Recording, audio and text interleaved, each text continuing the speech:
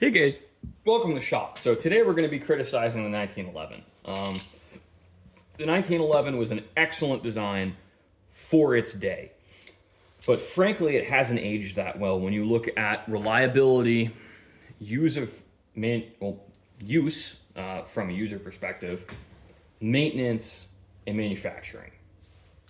Did I say manufacturing twice? Well, probably good because manufacturing these is a lot more difficult than people realize. Now, I'm going to breeze through the frame because the frame actually is where this design I think holds up better, and it's where we've seen the least evolution in guns. Other than going to a double stack magazine, but magazines are a pretty major weak point on these guns. You can have to tune the feed lips for them, and part of that is there's so many manufacturers of both magazines and frames. Not all of them are going to play well for each other, but I would assume if someone's using a 1911 Colt spec, and Mech-Gar mags are very well made. They're not the best magazines in the world, but you sure can't beat them for the price. And every gun I've ever bought a Mech-Gar mag, the Mech-Gar mag has worked, and they've worked well. Now, in this gun, I had to bend the follower a little bit to get the last round bolt hole open to work, but that's neither here nor there. That's a really common issue when you look at 1911s is that last round bolt hold open. And generally speaking, you can just play with the follower a little bit and she'll work great. Now, honestly, most of the problems you see frame side on these are operator induced. Now, the big thing I want to talk about on these is the lack of out of battery discharge safeties and the lack of drop safe. Now, the disconnector on these in theory works in such a way where it stops the gun from firing out of battery. However, I've played with these enough to know that there's a little bit of travel right before lockup where I can get the hammer to drop. And if the gun's cycling slow enough and you're pulling the trigger fast enough, you can get the gun to fire in that. Now, in theory, your little retainer plate here also helps in that regard, just because of the angle of the dangle. I haven't seen someone able to fire the gun by pulling the trigger fast enough, but I have seen guns fire on the slide going forward, and I've seen that happen for two separate reasons we'll talk about later. In an ideal world, you don't bang the frame with the hammer on these, but I got my thumb in the way, so made a noise. I don't think it's going to hurt anything. And if it does, I know a guy who can fix it. Now, the spring-loaded firing pin on these, in theory, should stop the gun from being able to fire out of battery. If you're familiar with SKSs or really anything with a floating firing pin, it is extremely common for them to run away and fire on when you drop the bolt or drop the slide. It's relatively rare in 1911s. However, I've seen it happen. The more common issue with these guns firing when you drop the slide is people monkeying with the trigger.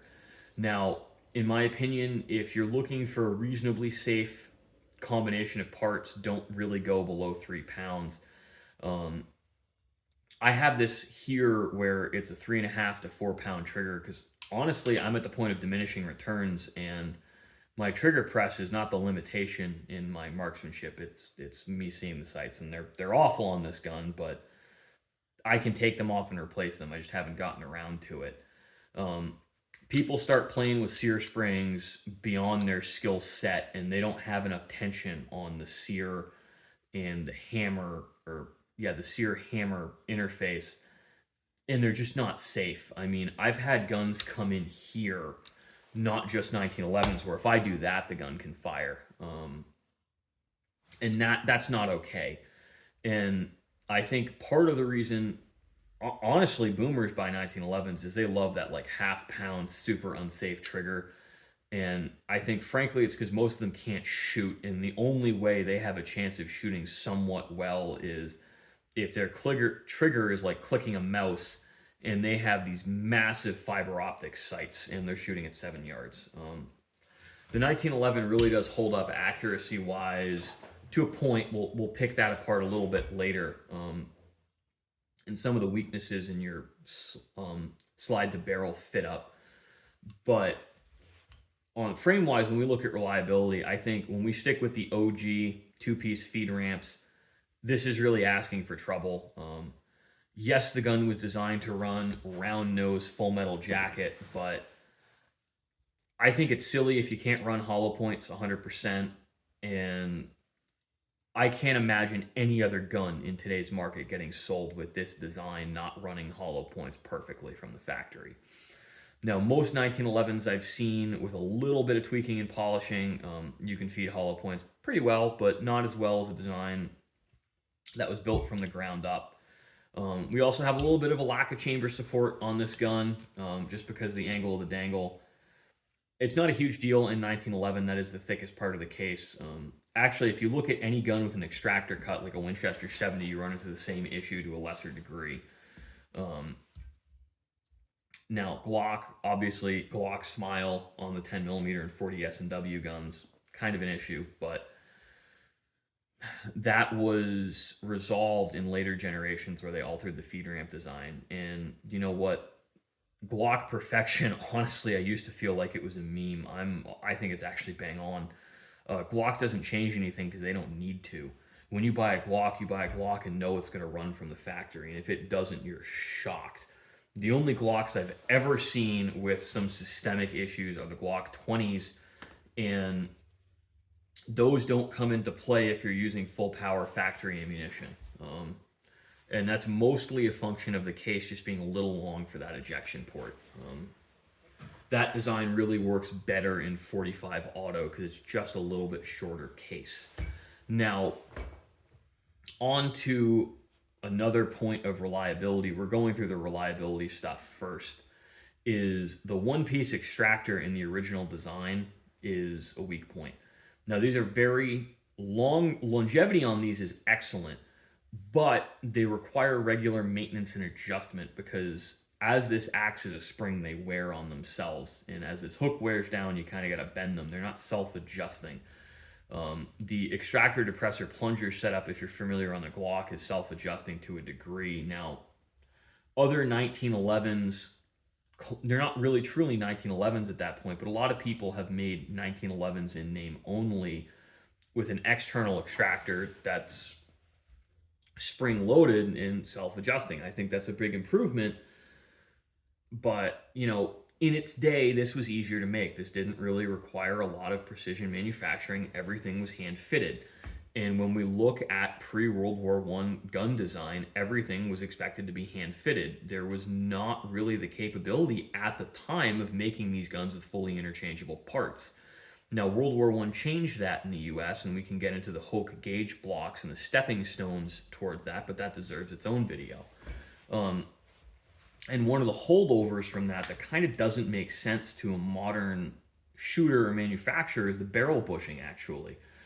And this barrel bushing makes perfect sense when you understand that holding a tolerance on anything that isn't lathe turned is really difficult. Now, guess what? You can actually turn most of this on a lathe, and this becomes, 1, 2, 3 cuts on a milling machine, very simple. And this is easy to hold tolerance, and you know what you do? You make this guy a little bit bigger than it needs to be, and you hand fit it. And this section of barrels lathe turned, this is pretty much a known quantity. So that makes this slide harder to scrap and easier to manufacture because one of your more critical dimensions is being hand fit at the end of production. Now, that's the same thing with the hood on these. And I personally don't like designs where they really require hand fitting, at least from a user perspective. Now, when we want to go to the tightest end of tolerance, that kind of makes sense. But this firing pin, to me, is the biggest Achilles heel of this design. It's just not drop safe. And it has been really funny watching pistol competition and honestly a couple cops really relearn this lesson that Colt had figured out with the Series 80, and that's the 1911 is not drop safe, plain and simple. I don't think this design could gain any traction today. It's just that it has so much market primacy from being out for so long. Market primacy being designed as this is the first thing to the market, and people tend to be very forgiving when it's the first design to the market. And I understand why. Like I said in the beginning of the video, I enjoy this gun for what it is. I just don't look at it as a modern handgun with modern reliability standards. And my experience with defenders of the platform are people who don't shoot that much. They shoot 200 to 500 rounds a year, split up in 50 to 100 round range trips, and they clean the guns afterwards. I own a couple Glocks, I own a bunch of CZs. My CZs will go, I've actually done a single range trip with one gun. I put 1,200 rounds through it in a day, and I didn't clean it when I got home. And I went out and shot some more the next day. I wouldn't fathom doing this. I think this is a gun that really needs to get cleaned every 200 or 300 rounds because you get to build up on the rails. There's so much friction. There's more friction in this design. And also, when we look at parts longevity, if these aren't fit perfectly, they break very quickly.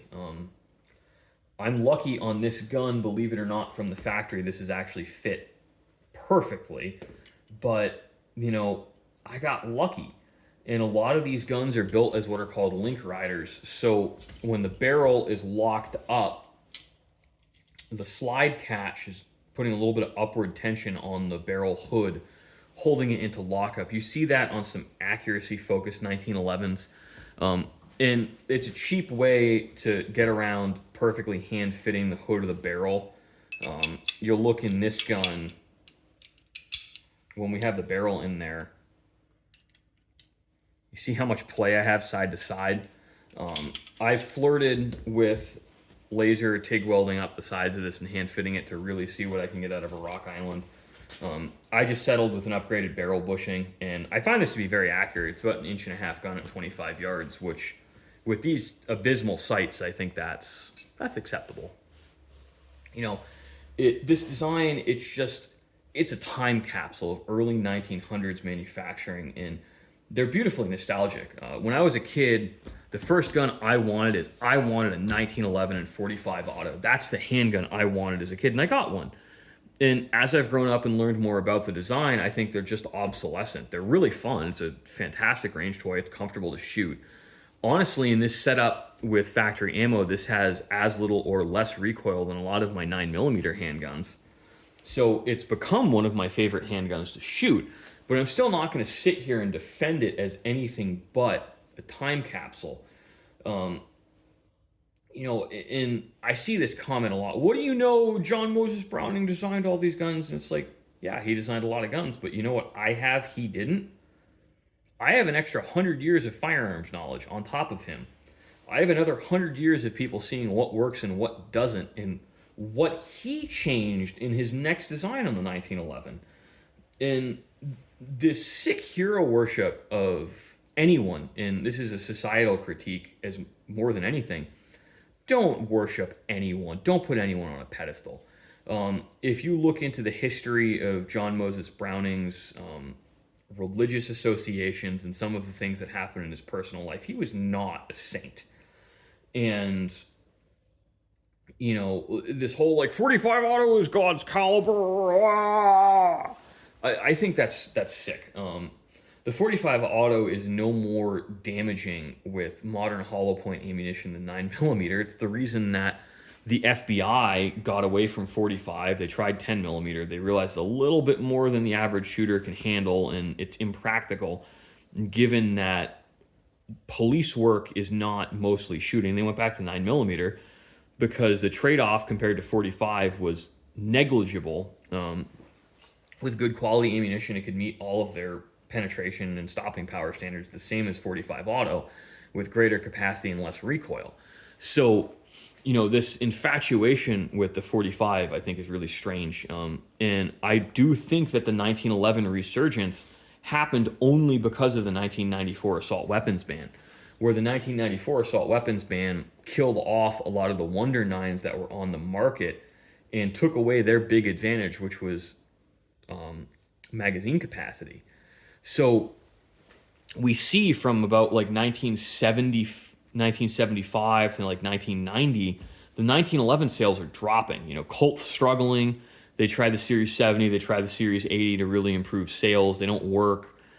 But all of a sudden, the 1994 assault weapons ban, so we have this whole clean slate, and what happens is the limited capacity doesn't matter anymore because I can get 10 round mags for a 1911 and you can get a 10 round mags for anything else. So they're double stack designs, non-issue. And when you're running just ball ammo at the range, you know, what do I care if I'm reloading every 7 rounds instead of 10? And the issues of this guy not playing nice with hollow points don't matter. So in that light, the resurgence of the 1911 makes a ton of sense. But when we don't think about that, it seems strange. Now, like, again, I want to end on this note for people who actually listen to the whole video. I think this is a fine design. I just don't think it's as good as what's on the market today, even in hammer-fired handguns. So for those of you who actually watched the whole video, thank you very much. I appreciate your support. Hopefully you'll subscribe, but, you know, we never know. So happy February, guys. Depending on where you are, it's pretty nipply. We just got 6 inches of snow today, and we got another, 15 coming in the next week. So hopefully you guys are staying warm and staying out of trouble.